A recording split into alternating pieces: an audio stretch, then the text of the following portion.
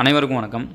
இந்த காணொலியில் நம்ம என்ன பார்க்க போகிறோம்னா, +2 முடிச்சிருக்கீங்களா, மருத்துவ சார்ந்த படிப்பு படிக்கணுமா, அதை பற்றி தான் நம்ம இந்த காணொலியில் நம்ம விரைவாக பார்க்க போகிறோம்.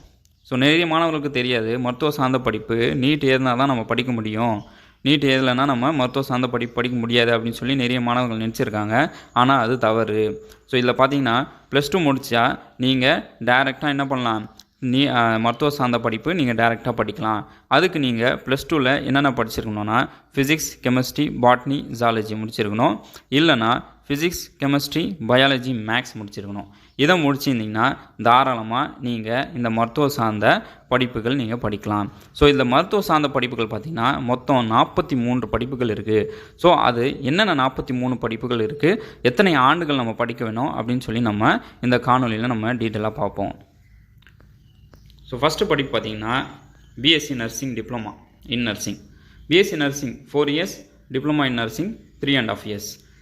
ஸோ பிஎஸ்சி நர்சிங் படித்தா நமக்கு ஏராளமான வாய்ப்புகள் இருக்குது. என்ன வாய்ப்பு இருக்குது, மருத்துவமனையில் நம்ம நர்ஸாக வேலை செய்யலாம். அது தனியார் மருத்துவமனையாக இருக்கலாம், அரசாங்க மருத்துவமனையாக இருக்கலாம்.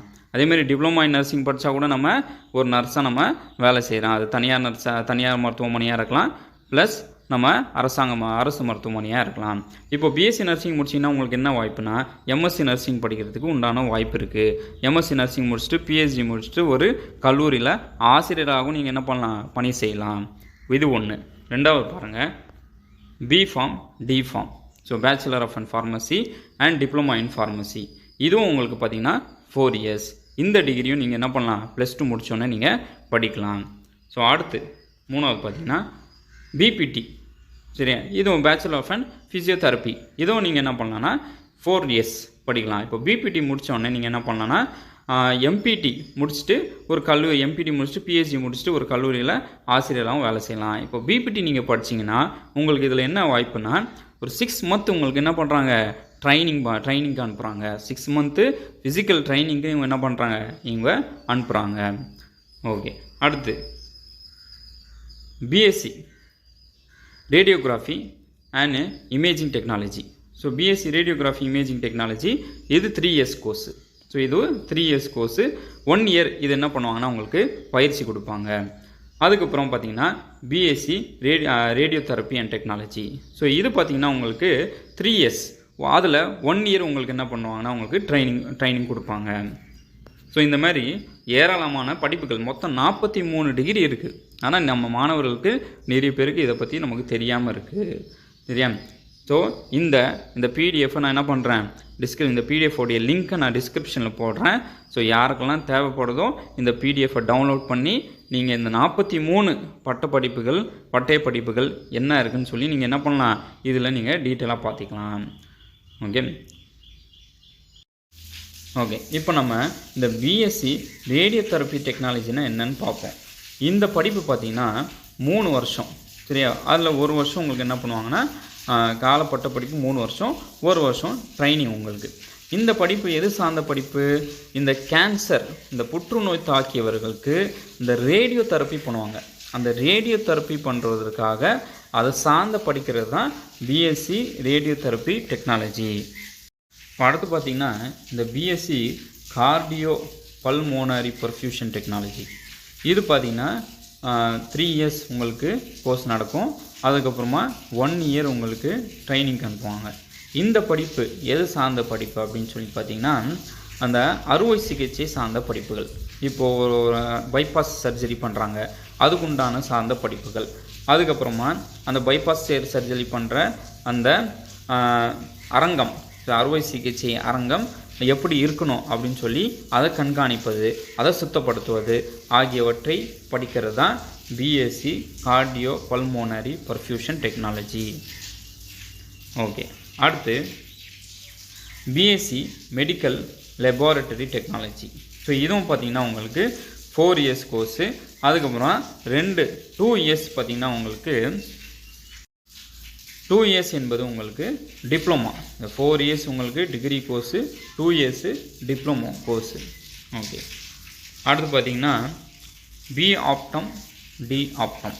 சரியா? ஆப்டோமரி, பேச்சுலர் ஆஃப் ஆப்டோமரி, டிப்ளமேட்டிக் ஆஃப் ஆப்டோமரி. அதேமாரி பட்டப்படிப்புனா 4 வருஷம், பட்டய படிப்புனா 2 வருஷம். அதுக்கப்புறம் BSc operation theatre and anaesthesia technology. இது இப்போ நிறைய தேவைப்படுது. அனஸ்தீசியா டெக்னாலஜி பார்த்திங்கன்னா இப்போ எல்லா இடத்துலையும் என்ன பண்ணுறாங்கன்னா, யாருக்கெல்லாம் ஆப்ரேஷன் பண்ணுறாங்களோ கண்டிப்பாக அனஸ்தீசியா கொடுத்து தான் என்ன பண்ணுறாங்க, ஆப்ரேஷன் பண்ணுறாங்க. ஸோ அனஸ்தீசியா டெக்னாலஜி இப்போது நமக்கு ரொம்ப அதிகமான பேர் தேவைப்படுது. ஆனால் ஆட்கள் மிக குறைவாக தான் இருக்காங்க. ஸோ இதை நீங்கள் எடுத்து படித்தா கூட அதிகமான வேலை வாய்ப்பு உண்டு.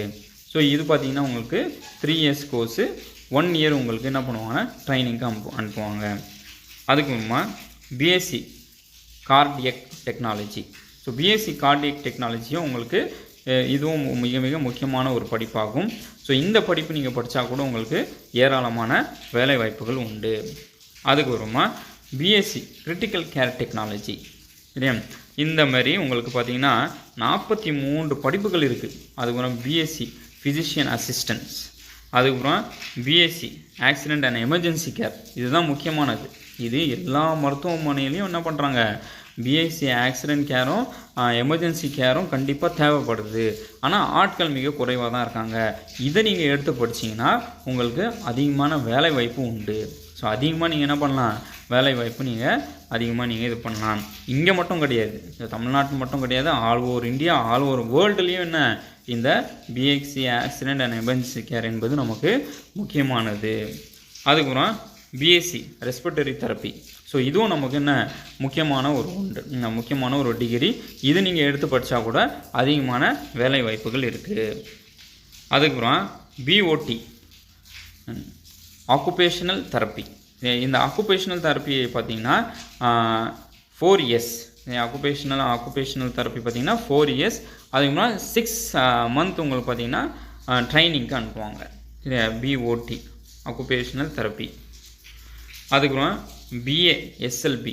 சரி, இதுவும் உங்களுக்கு பார்த்திங்கன்னா 3 years கோர்ஸு, 1 year உங்களுக்கு ட்ரைனிங். ஸோ இதை பற்றி உங்களுக்கு டீட்டெயிலாக இதில் கொடுத்துருக்கோம். இப்போ 43 நம்ம எக்ஸ்பிளைன் பண்ணோன்னா அதுக்குண்டான காணொலி நமக்கு அதுக்குண்டான சப்போர்ட் கொடுக்காது. ஸோ அதனால் நான் ஜஸ்ட் உங்களுக்கு என்னென்ன டிகிரி இருக்குதுன்னு நான் சொல்லிடுறேன். அதை பற்றி டீட்டெயிலாக நான் இந்த பிடிஎஃப் நான் டிஸ்கிரிப்ஷனில் போடுறேன். நீங்கள் அதை டவுன்லோட் பண்ணி டீட்டெயிலாக படிச்சுக்கிங்க.